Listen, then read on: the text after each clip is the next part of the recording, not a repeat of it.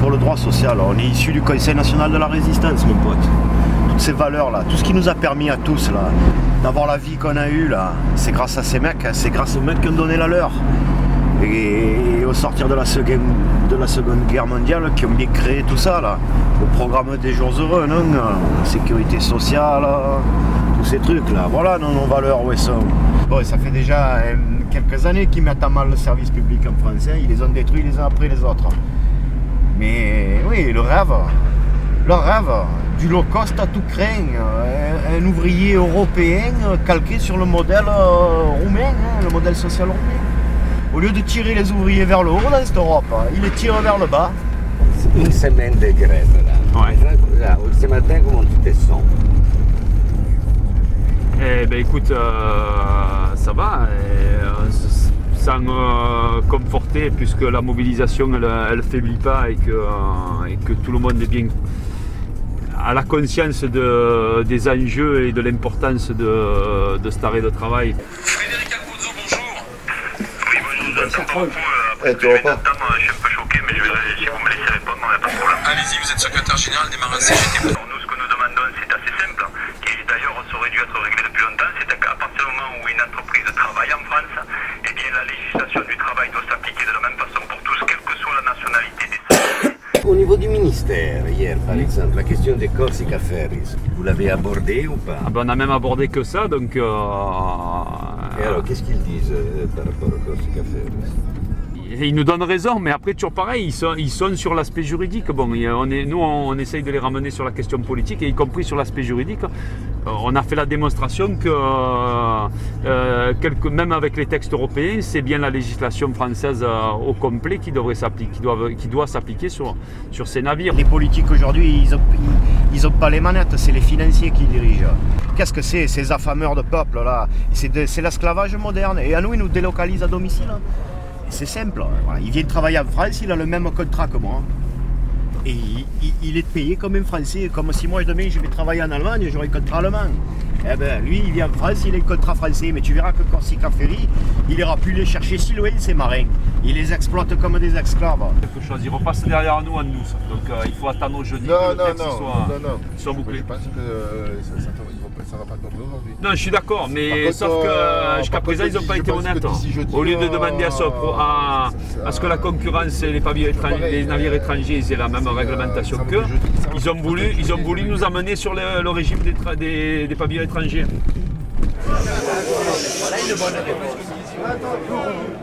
Qui pour la reconduction de la grève?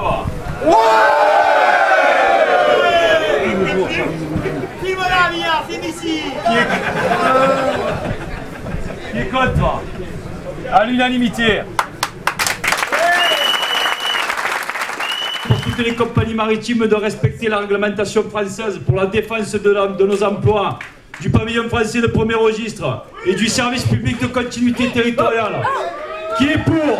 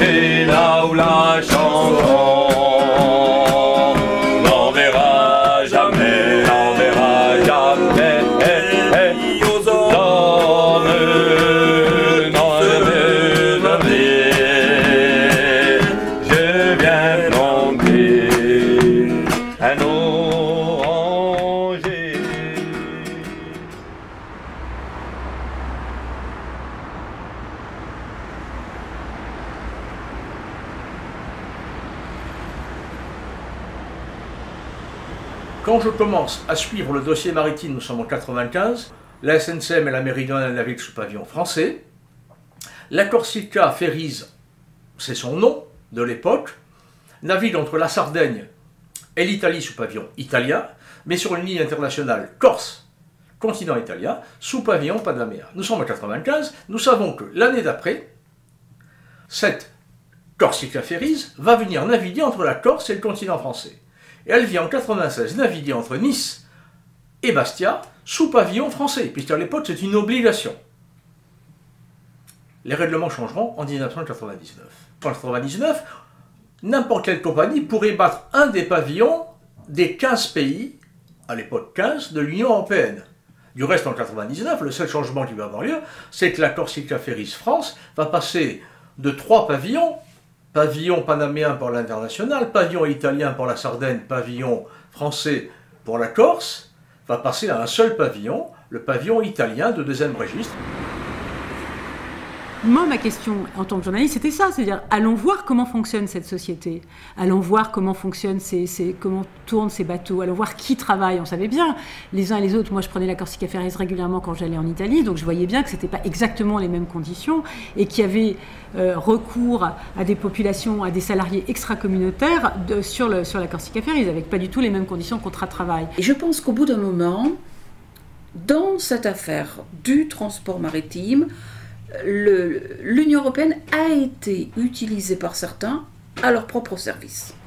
Les plus subtils ont utilisé le droit de l'Union européenne pour faire de la distorsion de concurrence contre les autres. Alors c'était en 2000, il y avait l'ouverture par Bruxelles de la concurrence dans le transport intracommunautaire. Quand on allait sur les bateaux de la Corsica Ferries, ci parlava italiano sempre, no?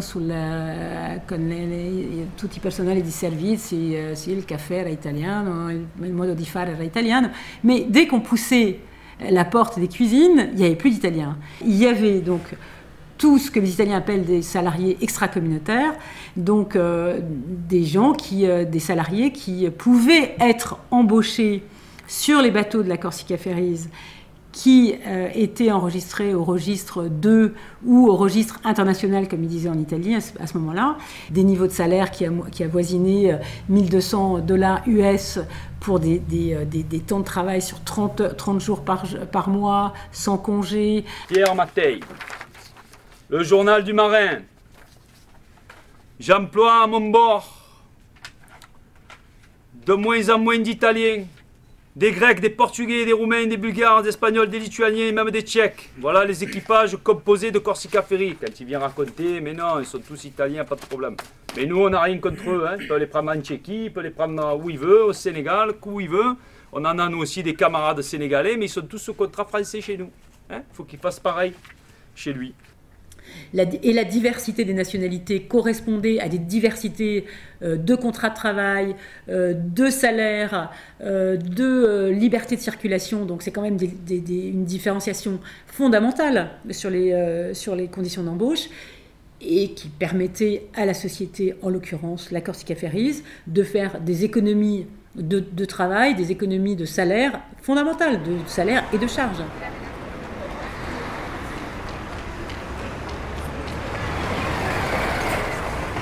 De toute façon, Corsica Ferries a quand même objectivement peut se permettre un certain nombre de choses, notamment parce que les contrôles sont très peu fréquents sur les navires. Il y a une législation internationale du maritime qui est quand même pas très contraignante.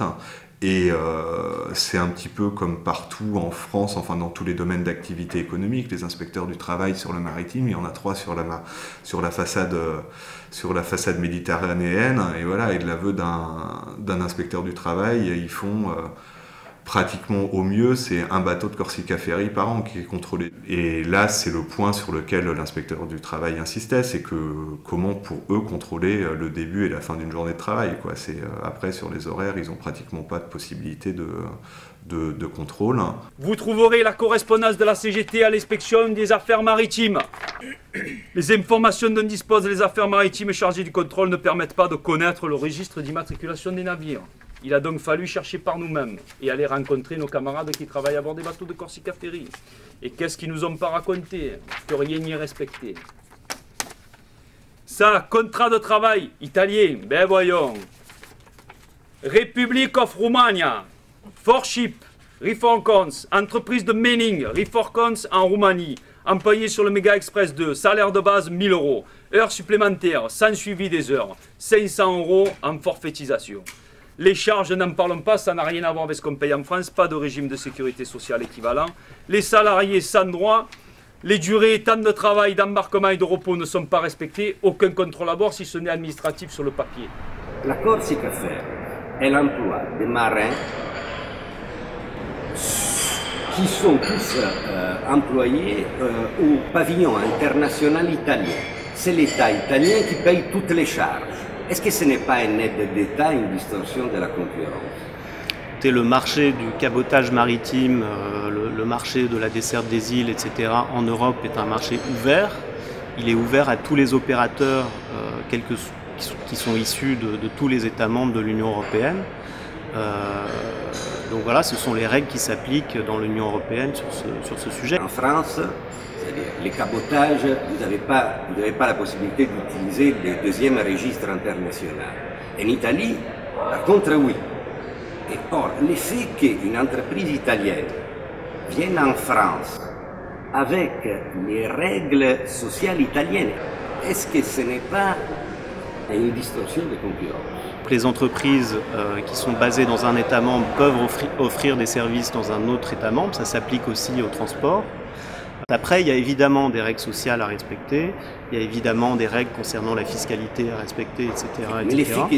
Chaque entreprise doit respecter ces règles. Oui, mais le fait que les marins embarqués sur la Corsica Ferries soient embauchés au deuxième registre italien, l'armateur ne paye pas des charges. Est-ce que ça ne devrait pas être considéré comme une distorsion à la concurrence et comme un aide d'État? Je vous pose la question. Ça correspond à la réglementation qui est celle des pavillons, qui est celle de la réglementation du transport maritime en Europe. Règlement du cabotage maritime de 1992, article 3.2, je vous l'ai surligné en jaune fluorescent. Pour les navires pratiquant le cabotage avec les îles, il semble que la Corse est une île. Toutes les questions relatives à l'équipage, toutes, relèvent de la responsabilité de l'État dans lequel le navire effectue un service de transport maritime, État d'accueil. Entre la Corse et le continent, c'est l'État français qui a la pleine compétence de toutes les questions des équipages étrangers à bord des navires. Ils ont le droit de venir trafiquer sous condition qu'ils respectent les règles de la République française.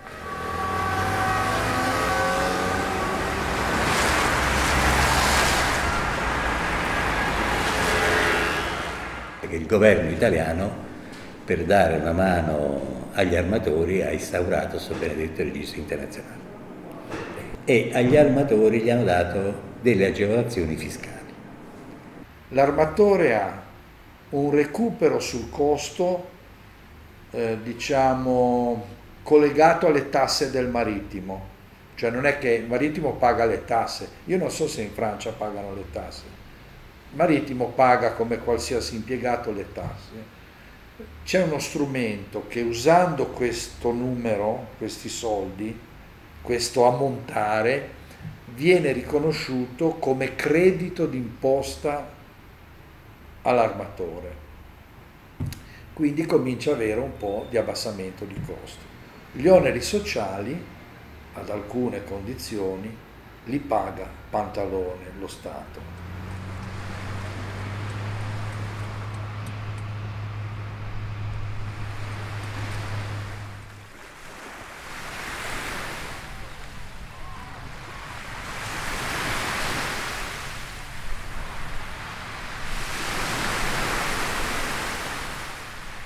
Un elemento fondamentale secondo me è proprio il vantaggio che si ha a livello economico sul personale, perché comunque se guardiamo i dati del costo del personale della Forship non è banale questa cosa qua, perché Forship ha delle attribuzioni ogni anno, è un dato molto particolare perché ci sono 33 milioni di costi del personale e addirittura i costi degli oneri sociali sono positivi, addirittura rimborsano anche i contributi a carico dei dipendenti. Quindi oltre ad avere un vantaggio contributivo c'è anche una norma che hanno avuto poi 6 milioni di credito d'imposta per le ritenute fiscali. Ma se non c'è l'intervento dello Stato non c'è sta nessuna nave che riesce ad andare avanti. E si è fatta questa legge, che nel senso gli sgravi venivano a beneficio dell'armatore. Cioè, nonostante che ci sta questo aiuto di Stato, chiamiamolo aiuto di Stato, la situazione sta andando malissimo, ma molto molto male. È vero che i marittimi italiani lavorano 13 ore al giorno? Sì. Per me, cioè, se potessimo applicare a tutti i marittimi italiani le regole francesi saremmo tutti contenti, non è che... Però purtroppo non è così, noi dobbiamo fare i conti con la realtà. Noi abbiamo una realtà di lavoratori che lavorano per questa compagnia, che ha bandiera italiana, anche se secondo il regime è bandiera italiana, e gli viene applicato il contratto nazionale, così come al pari di grandi navi veloci, di Moby, di Tirrenia e tutto quanto. Noi abbiamo rinunciato a parte di italiani sulle navi che vanno in giro per il mondo da carico, perché minimo devono essere 6, no?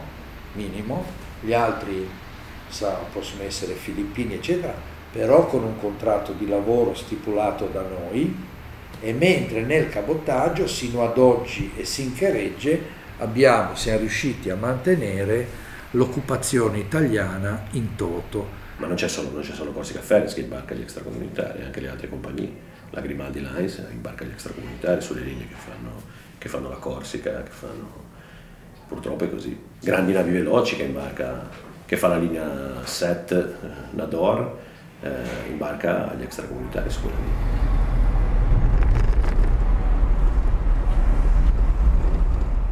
C'è questa società che è Corsica Ferries, che è una compagnia un po' strana.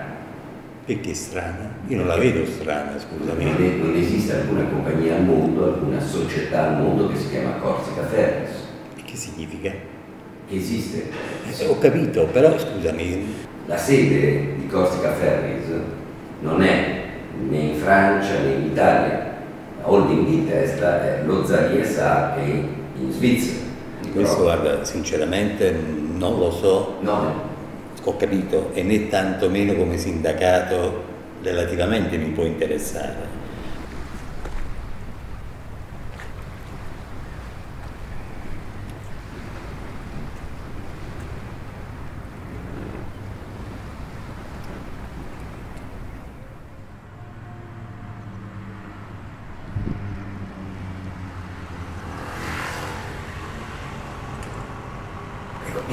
E che cosa deve presentare una compagnia per voi? Che cosa chiedevate? Beh, lui sicuramente avrà presentato il numero di passeggeri che pensava che transitassero nell'anno, avrà presentato il numero di persone che intendeva occupare lì stabilmente, e poi vabbè, il canone l'abbiamo calcolato noi, avrà fatto un progetto salvo le approvazioni, quindi ha dichiarato di fare un investimento, e penso che sia poi... Ma ad esempio uno non chiede chi è il gruppo che ci sta dietro? Sì, avrà dovuto portare chi era la società, sicuramente, no, certo no, che fa domanda avrà dovuto portare chi c'era la sala, direi che essendo una cosa pubblica, adesso mi chiede cose che... No, la mia domanda diciamo ha un senso respiro. Sì. Quando io le dicevo che Corsica Ferries non esiste, no? Non esiste alcuna compagnia al mondo che si chiama Corsica Ferries, esiste una holding intermediaria che si chiama Lotta Marittima, sede a Bastia. Lotta Marittima. Quanti traghetti possiede? 0. Poi c'è una holding di testa, diciamo, che all'epoca si chiamava Tourship. No, Tourship, sì, forse mi suona anche questo. Tourship. Sede Lussemburgo. Però non sono sicuro, adesso mi dice delle cose. No, io penso sì, non mi ricordo, forse mi suona quell'altra lì, non sono sicuro. Il commissario dei conti lussemburghesi, guardando i conti consolidati di tutto il gruppo, non firma perché? Perché hanno un debito che supera i 3/4 il capitale sociale. Scusi, possiamo smettere di registrare, no? Perché va su argomenti che francamente non ne ho la conoscenza, quindi magari potrei dire delle cose. Non ne ho la conoscenza. Sì, ma se anche non registriamo va bene lo stesso, no? No, lei mi risponde, non ne ha la conoscenza, cambiamo argomento, ecco, capisce cosa voglio dire? Sì, ma non vedo perché, scusi, lei mi ha chiesto, io dico non voglio più essere registrato, questo posso chiederglielo, no? Va bene, certo, allora, okay, no. Benissimo, non possiamo anche fermare qui. No, possiamo continuare se ha piacere. No, però... la mia domanda che cos'è? È sapere se questi argomenti qua l'autorità portuale sono di sua competenza o meno? Questa è la mia domanda. Sa, il fatto che uno sia stato presidente per 4 anni, questo qualcosa, cioè, penso che, diciamo che in linea di adesso lì nella legge 84-94 non so neanche se c'è, adesso combinazione a questo libro qua, non so neanche se, però in generale per lasciare, per esempio, rilasciare una licenza ferroviaria, no? Si richiede che molto vago il discorso, dice ma come si chiama, deve avere onorabilità, cosa economica, però voglio dire, sono parole. Beaucoup de personnes se demandent pourquoi une petite compagnie qui commençait avec des navires d'occasion sur des lignes entre l'Italie et la Sardaigne et entre l'Italie et la Corse ont investi énormément de capitaux pour venir sur un marché, somme toute dérisoire. Je vous ai dit, moins de 2 millions de passagers entre la Corse et le continent français. Il y a plusieurs réponses, mais ce sont que des hypothèses. La plus probable, la plus vraisemblable, c'est que quelque part, il y avait une stratégie. Ce qui effectivement les intéresse, c'est d'avoir la maîtrise du transport de passagers dans sa totalité. Et à ce moment-là, effectivement, nous aurons une situation de monopole sur ce secteur avec tout ce que ça implique. Alors, qui tient ce pari au-delà des organisateurs et patrons connus du groupe dit Corsica Ferry France ou Losali?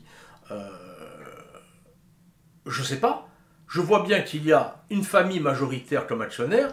Je vois bien également qu'il y a plusieurs banques, de nombreuses banques suisses et italiennes qui font énormément de prêts d'investissement puisque la compagnie a investi dans des bateaux. Alors soit c'est une fuite en avant avec un danger énorme au niveau économique, soit c'est une espèce d'assurance d'à la fin de retrouver un retour sur investissement. En 1995, juste en 1999, à peu près personne ne se pose la question de savoir qui est la Corsica Ferries France, que l'on appelle Corsica Ferries. La première information qui va poser interrogation tombera sous la forme d'une dépêche de l'agence France Presse venant du Luxembourg, disant qu'un holding qui s'appelle Tourship Group SA, logé au Luxembourg, qui serait la maison mère de la Corsica Ferries, entre guillemets, est au bord de la liquidation judiciaire car elle ne dépose pas ses bilans.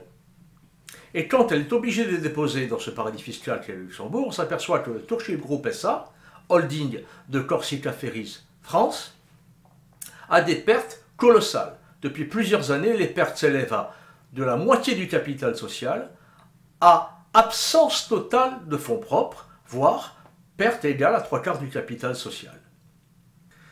Et là, c'est là qu'on découvre que Corsica Ferries France, qu'on appelait Corsica, n'est qu'une des sociétés d'un groupe plus vaste à l'intérieur d'un holding qui se trouve au Luxembourg. Quand tout le monde apprend que le groupe Tourship a des pertes importantes depuis des années, on se dit c'est pas possible, ça va pas tenir. Simplement oui, la compagnie tient et est toujours là, mais simplement cette fois, on s'aperçoit qu'on va pouvoir suivre ces pertes. Le meilleur moyen de passer une perte dans une entreprise telle qu'elle soit, c'est d'aller localiser ce holding ailleurs. Et donc, à partir des années 98, le holding se vide du Luxembourg et se déplace vers un autre holding en Suisse. Ce holding s'appellera Losali SA. Donc je pose la question sur la santé financière de son entreprise. Vu les tarifs qu'ils pratiquent et le taux de remplissage de bateaux, comment ils peuvent arriver à l'équilibre? Ils ont un taux de remplissage de 33% en moyenne sur l'année, ce qui est quand même bas et inférieur à la SNCM. Et donc on peut se poser d'un fonctionnement finalement à perte, quoi, en attendant des jours meilleurs. Et lui il me répond, je ne vois pas ce qui vous fait dire cela, nos comptes sont déposés, contrôlés et positifs. Nous avons même été retenus comme candidats à la DSP par des autorités qui ne sont pas suspectes de favoritisme à notre égard. Mais en tout cas, voilà, et la sincérité des comptes, elle pose problème parce que Corsica Ferry a un montage juridique et en tout cas permet pas d'avoir une vision globale du groupe, parce que la tête de pont du groupe est basée en Suisse. Et là, on arrive à un moment, à un secret total. Moi, j'ai un peu l'impression Tout ça doit être affiné, mais j'ai l'impression qu'on n'a pas été très curieux sur l'état des comptes des différents candidats, et notamment de la Corsica Ferries France. Car en fait, on a demandé les comptes à la Corsica Ferries France, société dont le siège est en France, à Bastia, mais en revanche, on a fait comme si on ignorait que cette société était unique. À l'époque, elle ne portait pas un seul bateau en 2002. Elle n'avait pas de bateau. C'était juste une société, mais sans bateau. Et les bateaux étaient ailleurs, et là, les comptes, personne n'est allé voir. Indéniablement, les autorités françaises, notamment l'inspection des finances, ne font pas preuve d'une grande curiosité sur le fonctionnement général du marché. Ça, c'est indéniable. Pourquoi? Je l'ignore. Certains disent que l'on veut se débarrasser définitivement des sociétés à capitaux publics pour aider d'autres sociétés. Est-ce que c'est le cas? Je ne vais pas jusque-là. Je connais je ne veux pas être... c'est quand même très compliqué de dire l'état des fonctionnaires, parce que ça voudrait dire qu'il y a des accords secrets, des gens qui se parlent en disant bon, on va liquider la SNCM pour favoriser Corsica Ferry ou la CN. Bon, j'y crois pas.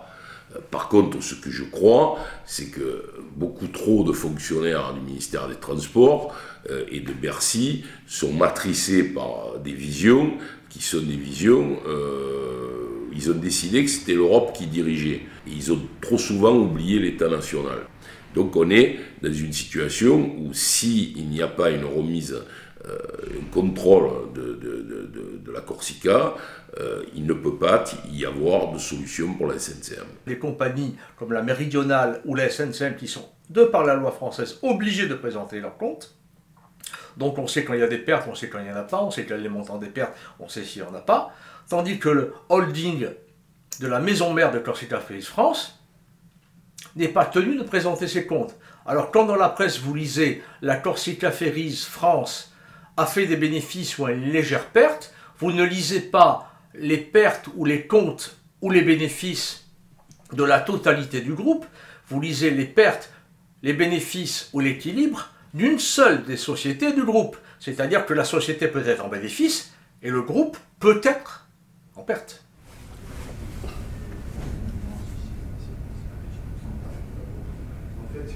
Oui, et comment est-ce que vous expliquez qu'il n'y a pas de contrôle sur la Corse? Je ne l'explique pas. L'Assemblée de Corse a voté à l'unanimité, a demandé que la Direction nationale des enquêtes fiscales contrôle toutes les compagnies. Pourquoi le ministre Bercy, à votre avis, ne réagit pas? Je crois que vous n'êtes pas informé. Il y a des enquêtes qui ont lieu à l'heure actuelle. Mais elles ont été déclenchées quand nous sommes arrivés, il y a 6 ou 7 mois. Ça, vous êtes formel? Il y a des enquêtes. Je suis formel. De la Direction nationale des enquêtes fiscales? Il y a des enquêtes de Bercy, c'est certain. Ça m'a été confirmé directement par le cabinet du ministre.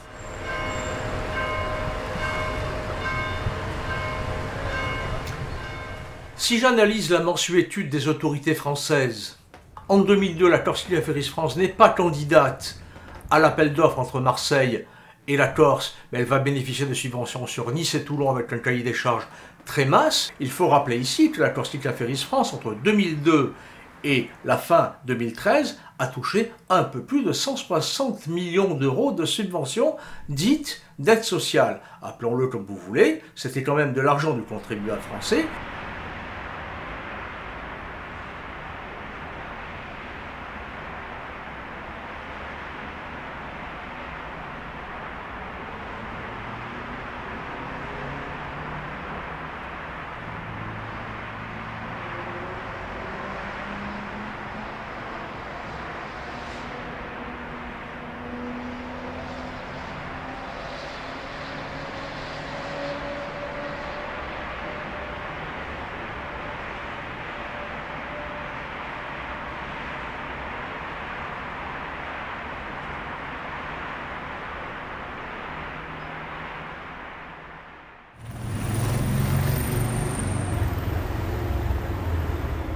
Toujours sur cet article qui visiblement m'a beaucoup intéressé de septembre 2010. Vous parliez aussi de la distorsion de concurrence. Oui, tout à fait. Et que vous constatiez qu'il y avait de la distorsion de concurrence. On parle donc de Corsica Ferries. Corsica Ferries qui a un taux de remplissage de 33%, elle voyage en perte. Oui, voyage en perte. Corsica Ferries, on ne sait pas qui est, il n'existe aucune société au monde qui s'appelle Corsica Ferries. Il y a une holding en Suisse. Est-ce que vous comptez vous confronter à ce problème de la régulation du trafic? Oui, d'abord, je rappelle que nous ne sommes pas en charge de ça. Il y a un État, France, qui est chargé de ça. Deuxièmement, référence à ce que vous disiez. Je peux constater en tant que citoyen qu'il y a quelque chose qui ne va pas, ou en tant que député, et en tant que président de la collectivité, ne pas avoir à m'en charger, puisque je n'ai pas à m'en charger, je n'en ai ni le devoir ni le droit. Bon. Le rapport sénatorial Revet a fait la démonstration qu'il y avait distorsion de concurrence, c'est-à-dire que nous avons, la collectivité a donné la possibilité à Corsica Ferries d'accentuer, d'aggraver le dumping social et commercial à travers cette subvention déguisée qui lui était attribuée. L'Assemblée de Corse, qui je crois que est la seule région en Europe à pouvoir gérer directement la dotation d'État de la continuité territoriale, a quand même imaginé un double système de subventions. Un système Corse, Marseille, DSP, Délégation des services publics, et après un autre système entre les ports de Toulon et de Nice. Là, pratiquement, navigue qui veut. On va donner entre 15 et 20 euros par passager social transporté. Qui contrôle? Personne n'a jamais contrôlé. Ça, c'est la responsabilité de la collectivité territoriale de Corse. Et vous avez rien... Ce double système de subventions n'est pas choquant pour l'Europe. Écoutez, ce qui compte, c'est qu'un système soit conforme aux règles européennes. C'est aux autorités concernées de contrôler la bonne application de ce processus. Encore une fois, si les règles n'ont pas été respectées, la Commission va examiner la question puisque nous avons reçu une plainte. Mais nous n'avons pas de raison de douter a priori que les règles n'ont pas été respectées. Ça fait depuis 10 ans qu'une compagnie touche 100 millions d'euros de subvention, nous sommes enfin d'accord sur les mots, quelque part, une subvention, alors que la loi est formelle, elle doit, pour toucher une subvention, présenter des comptes certifiés, dans sa holding de tête certifiée, ce qui depuis au moins 10 ans n'est pas le cas. Donc là, ça a l'air d'inquiéter personne, ni l'État, ni la justice, ni un peu la CTC. J'ai quand même saisi l'inspection générale des finances sur ces affaires, donc laissez-la travailler et ils arriveront bien à quelque chose. Non mais la CTC ne pouvait pas dire stop, tant qu'on n'a pas les comptes certifiés de la société X, Y ou Z, on ne verse pas. La CTC verse une subvention sur la base du nombre de passagers, alors c'est soi-disant une aide sociale. Non mais les verse à qui? À l'OTA Maritime, à Corsica Ferries France, à la Made Invest, à quelle société? C'est qui? Qui est-ce qui touche le chèque? À ceux qui la demandent et à ceux qui sont signataires des conventions. C'est quelle société qui touche le chèque? Ceux qui ont signé la convention d'aide sociale avec l'Office des Transports. Et cette société s'appelle? La Corsica Ferries. France. Corsica Ferries n'existe pas. Mais M. Corsica Ferries France SAS. Ni le président de l'exécutif, ni le président de l'Office des Transports ne peuvent se substituer à qui de droit, c'est-à-dire à l'État et à la justice. Et vous ne pouvez pas nous demander de nous substituer. Mais vos services sont obligés de demander quelle est la holding de tête. Et apparemment, par vos services, il ne s'agit pas, vous êtes en poste depuis je ne sais pas combien d'années, mais c'est une histoire qui traîne depuis 10 ans. Ce n'est pas le holding de tête qui doit bénéficier des subventions de transport. Oui, mais c'est le holding de tête qui doit présenter ses comptes certifiés. Oui, mais il présente les comptes certifiés de la compagnie qui bénéficie. Qui bénéficie, voilà. Ça, bon, ça, et puis là-dessus, c'est un problème consolidé du groupe, parce qu'il fait partie du groupe. C'est statutaire. Monsieur Porche, on ne peut pas demander à une collectivité... Vous avez du droit commercial, des idées, des aspirations, de tout ça. C'est quand même un peu plus précis et compliqué que ça. Excusez-moi de vous le dire. Il y avait, je crois, dans la création d'une commission d'enquête parlementaire sur la privatisation de la SNCM, les éléments pour rejoindre en quelque sorte la proposition que nous faisons au Parlement depuis de nombreuses années d'une commission d'enquête parlementaire, je dirais, ce que représente la galaxie Corsica Ferry, voire les agissements de ses dirigeants.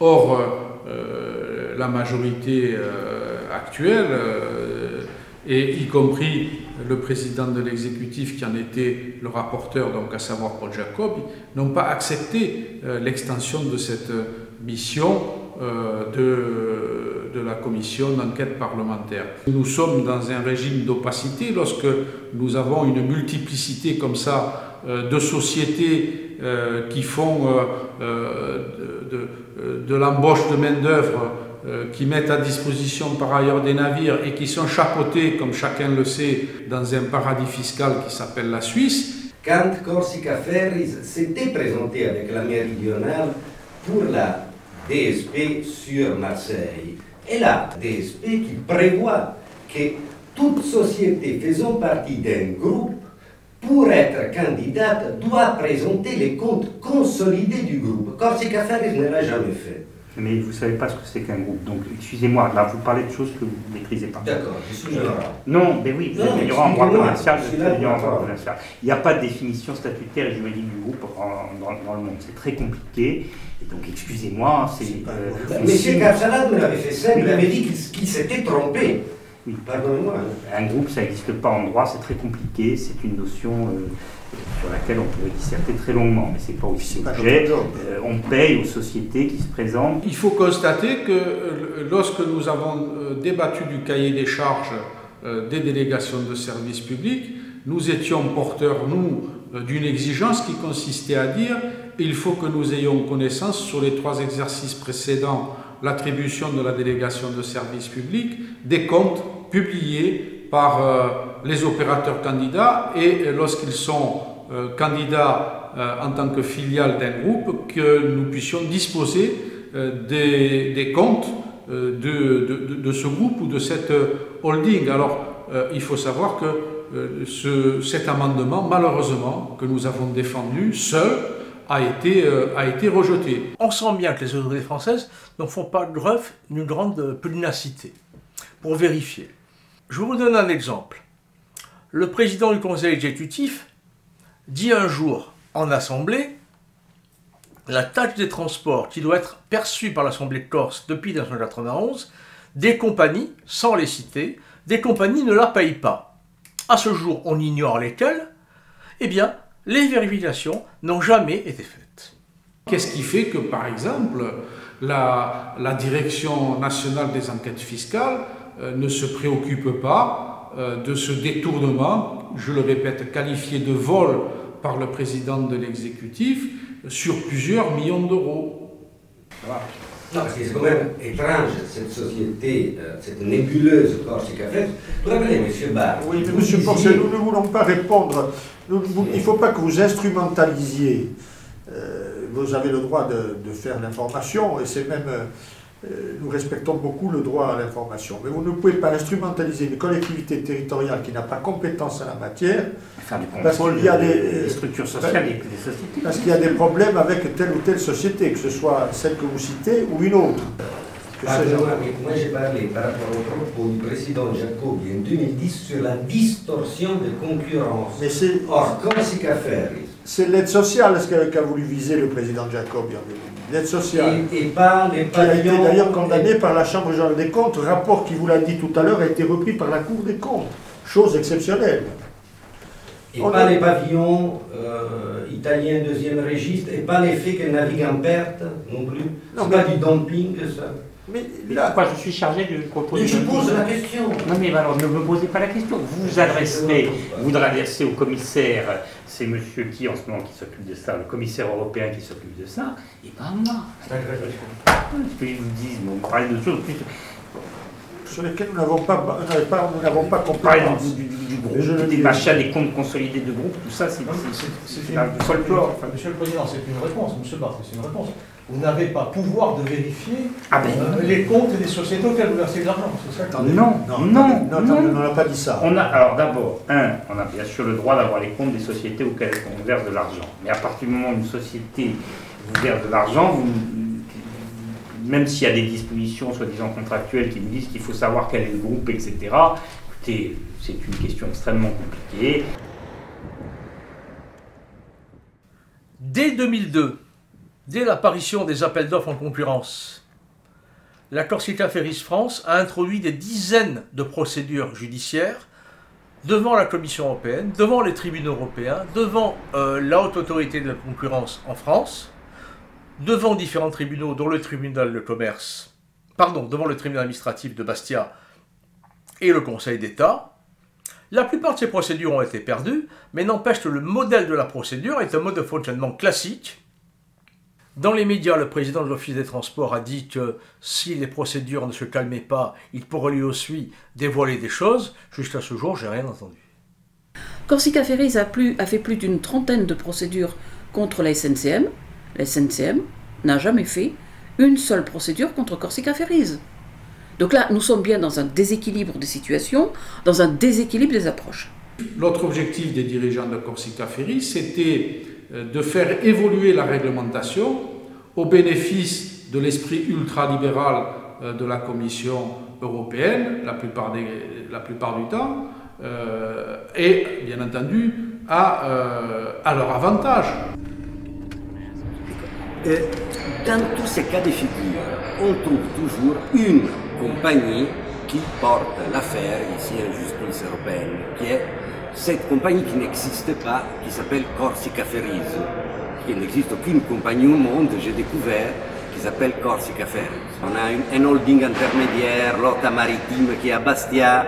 Après, on a un holding des têtes qui s'appelle Lozali SA. Le critère, c'est une entreprise qui peut démontrer un intérêt pour agir, qui peut démontrer qu'elle est intéressée à agir dans le cadre d'une plainte auprès de la Commission, peut le faire. Dans le cas de Corsica Ferries, nous n'avons aucune certitude sur les comptes. Nous n'avons aucune certitude sur la vraie composition du capital. Nous n'avons aucune certitude sur le comportement social. Nous n'avons aucune certitude sur le comportement fiscal. Nous avons une société qui fait de très belles déclarations, qui se développe, mais qui a plus de capacité de transport que ce qu'elle en utilise, donc qui a des comportements qui peuvent relever non seulement du doping, mais du travail à perte qui est interdit par le traité. Le problème, c'est que personne n'a eu le courage suffisant et élémentaire, jusqu'à présent, de saisir les institutions qui étaient les institutions compétentes pour pouvoir agir. Dans le port, hein, messieurs. Tous autant que vous êtes. Hein. Armes égales, on rigolera. Hein. Viens nous parler les yeux dans les yeux. Viens nous dire que tu vas nous mettre au chômage. Tu vas nous mettre au chômage. Ils mettent le CRS devant encore. Il faut le vivre. Les gars, pour le protéger. On vous paye pour on vous attend, les gars. On vous attend. Et moi, ce qui m'étonne, je dirais presque plus, ce n'est pas le comportement de Corsica Ferries. Ils ont leur comportement tant qu'on le laisse faire. C'est le comportement de la SNCM, qui a été la principale victime. Comment se fait-il que cette entreprise, qui a été pendant longtemps publique, qui aujourd'hui présente les caractéristiques d'une société parapublique, qui a dans ses rangs des représentants de l'État, comment se fait-il que cette société, depuis longtemps, n'ait pas réagi et n'ait pas enclenché les procédures idoines, y compris par des plaintes devant les tribunaux? C'est presque plus cela mon grand étonnement. Au pénal, tu vas aller en prison comme un droit commun. Comme un droit commun, tu vas te retrouver. Toi et tes copains de l'État, comme on dit. Toi et tes copains de l'État, vous allez vous retrouver au pénal. Vous trahissez la République. Vous trahissez la République. Il y a un gouvernement qui se dit de gauche, qui n'a plus que le nom de socialiste. Hein. C'est un gouvernement ultralibéral qui se cache derrière Bruxelles et derrière les patrons du CAC 40, les patrons de Moyou. Ils n'ont aucune envergure politique. C'est une honte pour la République, c'est une honte pour notre pays. Ils mettent les gens au chômage et ils font des discours où leur priorité c'est l'emploi. Trahi, je me sens trahi. Ça fait 10 ans qu'on se bat contre le travailleur détaché, Corsica Ferries. Oh, c'est grave. Et là, ils vont mettre les marins français au chômage. La marine marchande française au premier registre, elle va disparaître. Et ils protègent Corsica Ferry, qui a touché l'argent de nos impôts, qui emploie aucun Français. Mais qu'est-ce qu'ils veulent? Ils veulent la guerre. Ils veulent l'avoir, la guerre. Les marais français, on n'est pas encore morts. Et on y sera jusqu'au bout, on va y être. Et tous ensemble, on y sera jusqu'au bout. Tous ensemble, on va y être. Jusqu'au bout, on va y être.